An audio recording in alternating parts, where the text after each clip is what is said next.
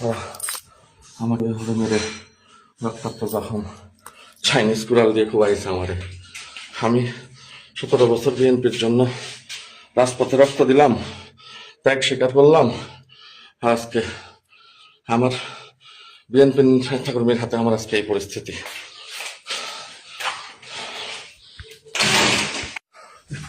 এটা আমার ব্যবসা প্রতিষ্ঠান, আকস্মিকভাবে আমাকে মেরে চাপাতি দিয়ে কুপিয়ে জখম করে আমার এই রুটি রোজগারের ব্যবস্থায় আধুনিক চাইনিজ রেস্টুরেন্ট, আমাদের সাবেক মেয়র টুন্টু সাহেবের ছেলে পেলে তার নির্দেশে দেখেন কিভাবে আমার সব গোটা রেস্টুরেন্টটা আমার শেষ করে দিছে। এইভাবে আমার আর করে খাওয়ার মতন কিচ্ছু নেই। তারা আমার সমস্ত রেস্টুরেন্ট এইভাবে ভেঙে চুরে ধুলিস্যাৎ করে দিয়েছে। আমার চোখের নিচে চাপাতি দিয়ে খুব মারছে। আমার আর কিছু নাই।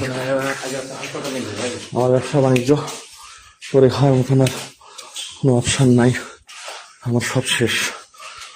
আমার সাজানো গোছানো রেস্টুরেন্টটা, এখান থেকে আমার দুটা রুটি রোজগারের ব্যবস্থা হতো। আমার রাজনীতি করি আমি মানুষের জন্য, আমি মানুষ।